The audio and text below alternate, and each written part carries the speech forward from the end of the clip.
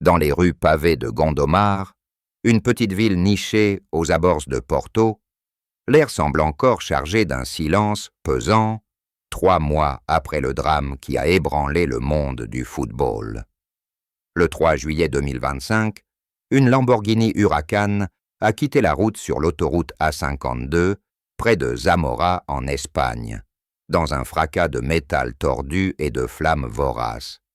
À son bord, Diogo Jota, l'attaquant prodige de Liverpool, âgé de 28 ans, et son frère cadet André Silva, 25 ans, joueur de Penafiel. Les 2 frères, inséparables dans la vie comme sur les terrains, ont péri sur le coup, laissant derrière eux un vide abyssal. Les funérailles, tenues 2 jours plus tard à l'église matrice de Gondomar, ont réuni des milliers de personnes, des coéquipiers, des fans brandissant des écharpes rouges, et une famille brisée par l'incompréhensible. Parmi eux, Ruth Cardozo, la veuve de Diogo, veillant le cercueil avec une dignité stoïque, son visage pâle encadré de voiles noirs. Mariée à peine 11 jours plus tôt, lors d'une cérémonie intime le 22 juin, elle incarnait alors l'image d'un bonheur neuf, entourée de leurs 3 enfants. Dinis, 4 ans, Duarte, 2 ans, et la petite dernière, née en novembre 2024, dont le prénom reste un secret murmuré dans l'intimité familiale.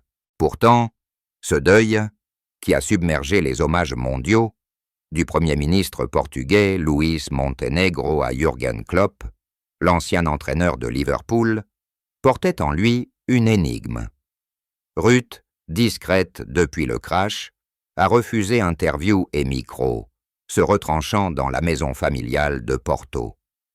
Jusqu'à ce 28 octobre 2025, où dans un café discret du quartier des Ribeira, elle accepte enfin de parler.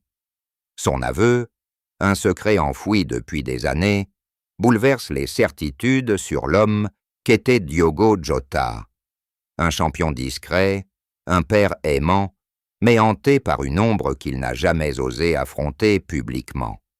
Cette conversation, enregistrée avec son accord, ouvre les portes d'une histoire intime, tissée de gloire sportive et de tourments cachés. Elle nous conduit au cœur d'une vie fauchée trop tôt, où le triomphe et la tragédie se mêlent en un récit poignant. Gondomar, avec ses collines verdoyantes et ses ateliers de joaillerie artisanale, n'est pas le genre d'endroit qui forge des légendes du jour au lendemain. C'est là, le 4 décembre 1996, que Diogo José Teixeira da Silva voit le jour, dans une famille modeste, où le football est moins un rêve qu'une nécessité. Son père, Joaquim Silva, ouvrier dans une usine locale, et sa mère Isabelle, femme au foyer dévoué, sacrifient tout pour offrir à leurs fils, Diogo et André, une chance sur les terrains boueux des clubs amateurs. Dès l'âge de 9 ans, Diogo intègre l'académie de Gondomar SC, un modeste club de la banlieue portugaise. Ses premiers entraîneurs se souviennent d'un garçon frêle, aux cheveux bruns en bataille, dont les pieds semblaient danser avec le ballon, comme s'il était une extension de son corps. Il n'avait pas la force physique des autres, mais une intelligence instinctive, une façon de lire le jeu qui le rendait intouchable, raconte un ancien coach, les yeux embués par le souvenir. À 13 ans, talent repéré, il rejoint l'académie de Passos de Ferreira, un club de première division portugaise, à 1 heure de route de chez lui. Les trajets en bus, souvent sous la pluie battante du nord du Portugal, deviennent routine. Diogo, studieux, alterne entraînement et études, excellent en mathématiques, un détail anecdotique qui révèle sa discipline mentale, si rare chez les jeunes prodiges. C'est à Passos que son ascension s'accélère. Débutant en équipe première à 18 ans, en 2014, il inscrit son premier but professionnel lors d'une coupe domestique un tir croisé qui laisse le gardien sans réaction. La saison suivante, 2015-2016, il enchaîne 9 buts en championnat, attirant les regards des grands clubs. Porto, le géant local, le recrute en prêt. Mais l'expérience tourne court. Une saison frustrante sur le banc, marquée par des blessures mineures, et une concurrence féroce, avec des stars comme Héctor Herrera. Diogo, stoïque, en tire une leçon. Le football, c'est 90% mental, 10% physique, confie-t-il plus tard dans une rare interview. Prêté à l'AS Saint-Étienne, en France, en 2016, il goûte à l'Europe, marquant 2 buts en 16 matchs. Mais c'est au retour à Porto qu'il mûrit. En 2017, Wolverhampton Wanderers, un club anglais ambitieux sous l'ère chinoise de Fosun, mise 14 millions d'euros sur lui.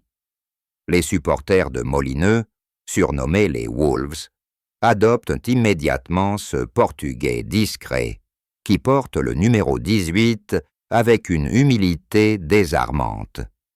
Sous la houlette de Nuno Espírito Santo, compatriote et mentor, Diogo explose. 17 buts en Championship lors de la saison 2017-2018, menant Wolves à la promotion en Premier League. Son style, un mélange de vitesse fulgurante et de finition clinique, comme ce doublé contre Leeds qui scelle le titre. Ruth, alors adolescente rencontrée au lycée de Gondomar, suit déjà ses pas, assistant à ses premiers matchs depuis les tribunes familiales. Leur relation naissante et pudique s'épanouit dans l'ombre de ses triomphes naissants. À 20 ans, Diogo n'est plus un espoir. Il est une promesse, un attaquant polyvalent capable de percer les défenses comme un scalpel. Pourtant, même dans cette ascension fulgurante, des fissures apparaissent. Des coéquipiers notent maintes son perfectionnisme excessif, ses nuits sous blanches à analyser des vidéos de matchs. Il se mettait une pression infernale, murmure un ancien roommate.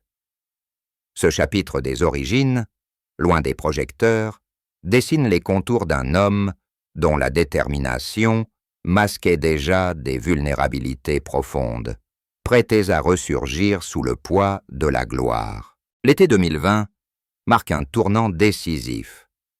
Liverpool, fraîchement couronné champion d'Angleterre, pour la première fois en 30 ans sous Jürgen Klopp, cherche à renforcer son attaque. Diogo Jota, après 2 saisons solides à Wolves, 16 buts en Premier League, devient la cible idéale. Un profil discret, sans ego surdimensionné, compatible avec le gegenpressing et effréné des Reds. Le transfert, bouclé pour 41 millions de livres sterling, plus 5 de bonus, est annoncé le 19 septembre, au milieu d'une pandémie qui vide les stades. Diogo atterrit à Anfield sans fanfare, un masque sur le visage, serrant la main de Klopp dans un bureau improvisé. « Bienvenue dans la famille », lui lance l'Allemand, connu pour son charisme paternaliste. Les premiers entraînements révèlent un joueur taillé pour le système, rapide en contre-attaque, létal dans la surface et doté d'une éthique de travail qui impressionne même les vétérans comme Mohamed Salah. Son premier but sous le maillot rouge arrive dès la 3e apparition, le 28 septembre contre Arsenal. Un tir ras de terre qui scelle une victoire 3-1 et qui fait trembler les filets de la 10 000 réalisation historique du club. Les supporters, confinés chez eux, envahissent les réseaux sociaux d'emojis enflammés. Il porte le vin, il nous mènera à la victoire, entonne-t-il bientôt en tribune virtuelle, adaptant l'hymne légendaire de The Cop. La saison 2020-2021 est un tourbillon. Diogo inscrit 9 buts en championnat, dont un triplé mémorable contre Atalanta en Ligue des Champions, une performance qui le propulse au rang de titulaire. Blessures mises à part, une déchirure musculaire en novembre le tient éloigné 2 mois. Il s'intègre parfaitement au trio infernal Salamane-Firmino, devenant le 4e mousquetaire. Hors terrain, la vie s'embellit. Ruth, désormais sa compagne officielle, s'installe à Liverpool, transformant une maison victorienne des faubourgs de Merseyside en nid familial. Leur premier enfant, Dinis, naît en mai 2021, juste après une saison couronnée de la Premier League. Ironie du sort, Diogo soulève le trophée un mois avant la naissance, posant avec Ruth et le nouveau-né sur les pelouses d'Anfield. Les photos, partagées sur Instagram, montrent un père rayonnant, berçant son fils sous les confettis rouges. Pourtant, l'analyse de ses performances révèle une dualité. Sur le terrain, il est impitoyable, marquant des buts décisifs comme ce lob sur Hugo Lloris en derby contre Tottenham en 2023. Mais les commentateurs notent une fragilité mentale lors des grands matchs européens, où la pression semble le ronger. Klopp, en conférence de presse, le défend farouchement. Diogo n'est pas un robot. Il porte le poids d'un pays sur ses épaules. Avec la sélection portugaise, où il débute en 2019, il remporte la Ligue des Nations en juin 2025, inscrivant 2 buts contre l'Espagne en finale. Ce triomphe, célébré avec Cristiano Ronaldo comme capitaine, semble couronner une carrière ascendante. Ruth, dans nos échanges, évoque ces années comme un âge d'or fragile. Voyages en jet privé, dîners avec des stars, mais aussi des appels nocturnes où Diogo, insomniaque, questionnait son rôle de père naissant. Cette période à Liverpool n'est pas seulement une saga de victoires. FA Cup et League Cup en 2022, un doublé historique. C'est l'émergence d'un homme complet, dont les joies publiques masquent des tourments intimes, prêts à éclater au grand jour. Le 22 juin 2025, sous un soleil radieux qui inonde les jardins de la Quinta do Covello, près de Porto, Diogo Jota et Ruth Cardoso échangent leurs vœux devant une centaine d'invités triés sur le volet. La cérémonie, loin des excès hollywoodiens, respire l'authenticité portugaise. Un archipel de tables fleuries, des guirlandes de jasmin tressées à la main et un quatuor à cordes jouant des fados mélancoliques. Diogo, en smoking bleu nuit taillé sur mesure, serre la main de son père avec une émotion contenue. Ruth, radieuse dans une robe ivoire brodée de perles, porte un voile héritage de sa grand-mère. Leurs enfants, Dinis, le turbulent aîné aux boucles brunes, Duarte, le cadet espiègle qui mâchouille un anneau de dentition, et la Benjamine, emmaillotée dans un châle de lin, animant la scène d'un joyeux chaos. Oui, pour toujours, poste Diogo sur Instagram, accompagnant la vidéo d'un cœur rouge sang. Les likes affluent. 2 millions en 24 heures. Des messages de Klopp, mon fils est marié, et de Salah, une famille bénie. Ce mariage, fruit d'une idylle née au lycée de Gondomar en 2010, semble sceller un chapitre idyllique. Ruth, graphiste freelance de 27 ans, a mis sa carrière en pause pour élever les enfants, voyageant entre Porto et Liverpool pour suivre les matchs. Leur maison, un manoir victorien rénové à Formby, abrite non seulement la fratrie humaine, mais aussi 3 beagles espiègles, Luna, Galaxy et Nova. Prénommés en hommage à l'équipe e-sports de Diogo, Luna Galaxy. Les dimanches familiaux, décrits par Ruth comme nos bulles de normalité, impliquent des barbecues au bord de la Mersey, où Diogo, casquette enfoncée, initie Dinis au tiki-taka avec un ballon de plage. Pourtant, sous cette façade harmonieuse, des nuances émergent. Ruth, lors de notre rencontre, décrit leur couple comme un équilibre précaire. Diogo, obsédé par la performance, rentrait souvent épuisé des entraînements, consultant des vidéos jusqu'à l'aube. La naissance de Duarte en 2023, suivie de celle de la petite en 2024, a accentué les tensions logistiques, transferts constants, blessures récurrentes de Diogo, une cheville foulée en mars 2025, la tenue hors du 11 titulaire. Les analyses psychologiques des observateurs sportifs soulignent comment le rôle de père l'a humanisé. Lors de la victoire en Première Ligue en mai 2025, il soulève le trophée avec Duarte sur les épaules, un geste symbolique qui humanise le guerrier des terrains. Mais Ruth avoue, les yeux baissés, que ses joies étaient entrecoupées de silence. Il parlait peu de ses peurs, préférant les enterrer sous les sourires pour nous. Leur voyage en Espagne, juste après le mariage, devait être une lune de miel familiale, une escapade à Salamanque pour visiter des amis, avec André comme chauffeur. Au lieu de cela, il précède le crash fatal.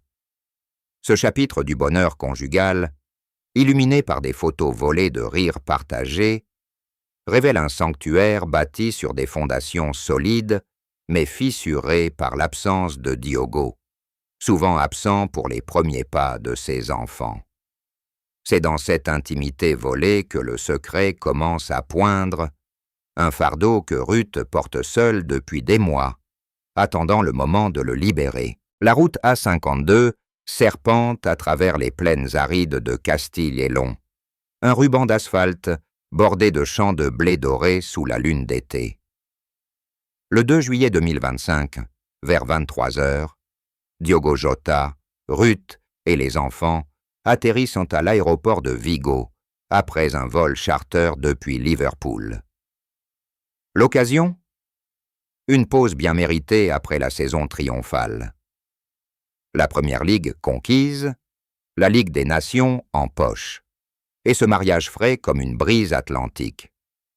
André, le frère cadet, les rejoint directement de Porto, louant une Lamborghini Huracan GTB flambant neuve, un caprice post-nuptial, noir mat avec des jantes alliages qui captent les reflets sous des farces lointains. On va rouler jusqu'à Salamanque, voir des vieux potes de l'académie, lance André à Diogo, une clope au bec, selon les derniers messages échangés sur WhatsApp, consultés par les enquêteurs.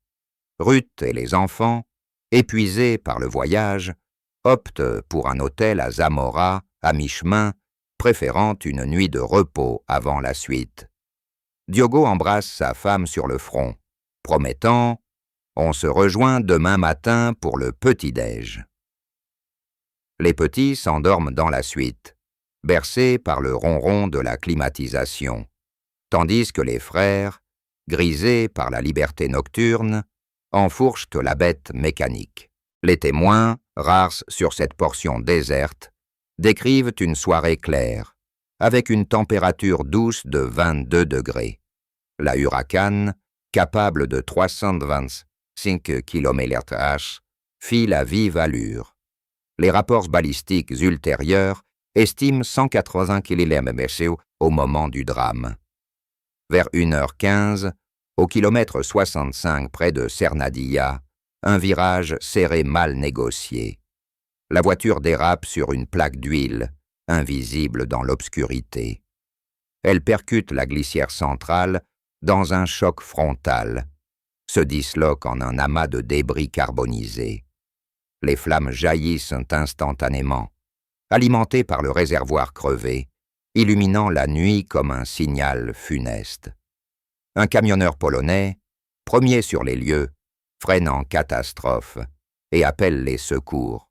2 corps inanimés, coincés dans les tôles tordues, l'odeur de caoutchouc brûlé partout. Les pompiers de Zamora arrivent à 1h28, luttant contre un incendie qui ronge tout. Les autopsies, pratiquées à l'hôpital de Puebla de Sanabria, confirment que la mort instantanée. Traumatisme crânien multiple pour Diogo. Hémorragie interne pour André. Aucune trace d'alcool ou de drogue, mais des pneus usés et une vitesse excessive pointée du doigt par la Guardia Civile. Ruth, réveillée par l'appel de la police à 3 heures du matin, s'effondre en apprenant la nouvelle. Elle identifie les corps à l'Institut médico-légal, récupérant un portefeuille calciné contenant une photo d'eux quatre lors du mariage.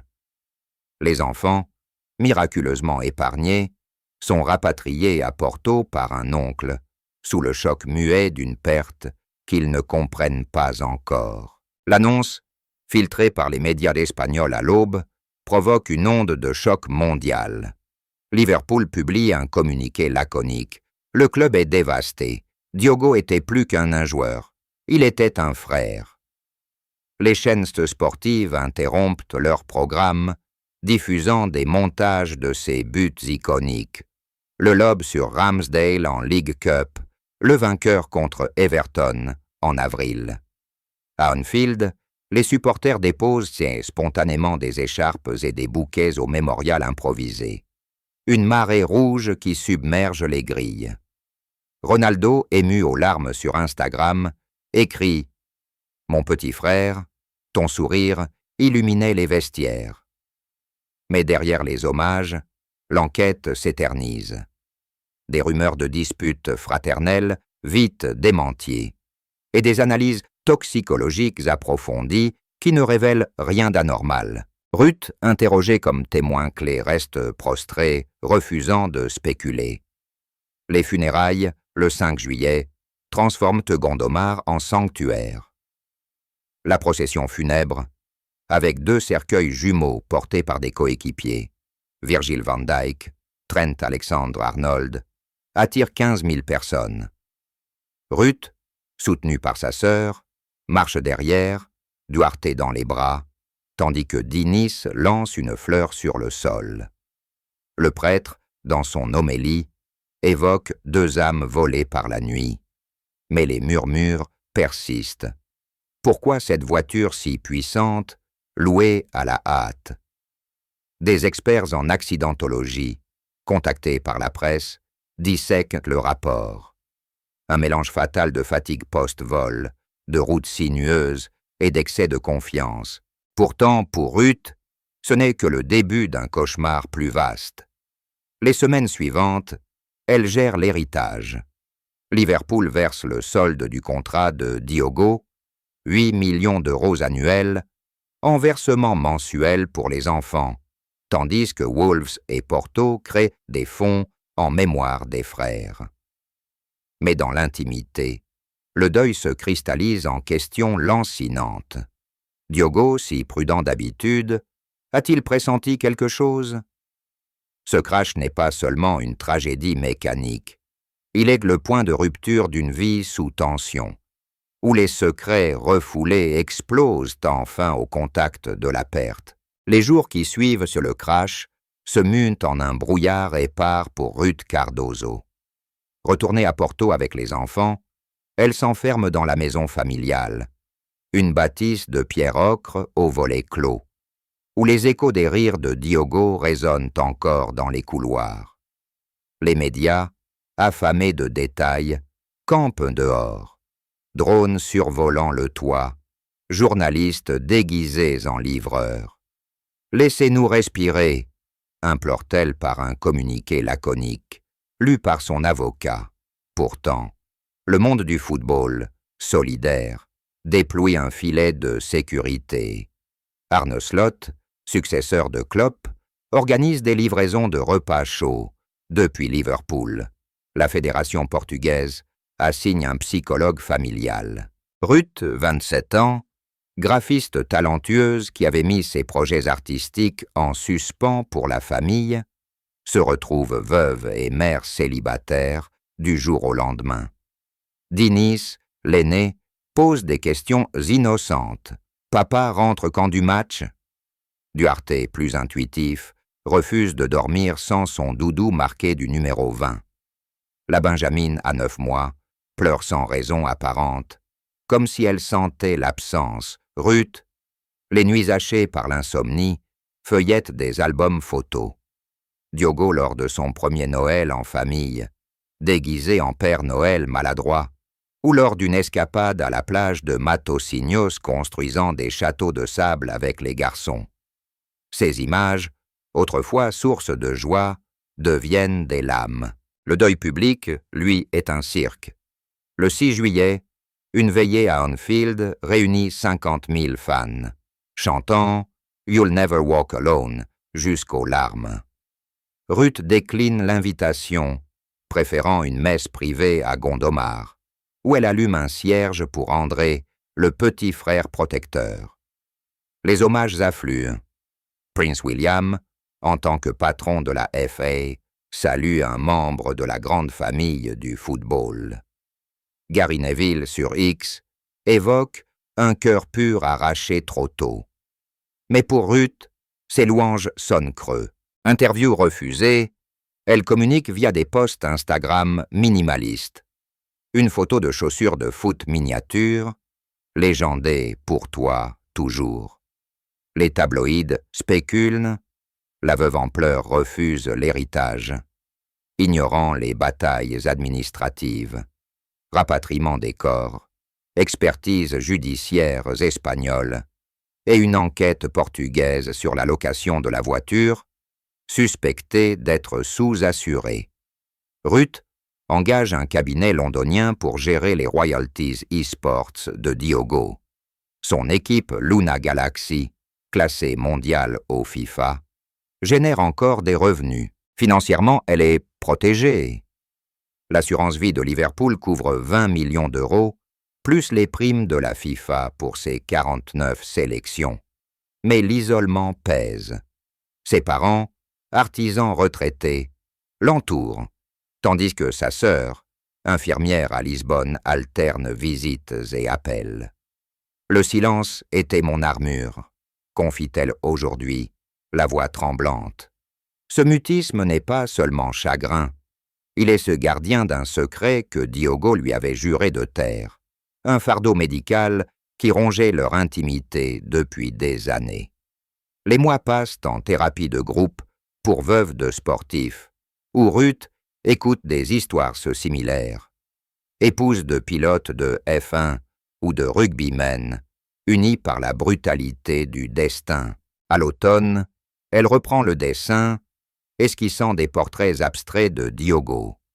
Ses yeux intenses, son sourire en coin, mais le poids qu'est grandi.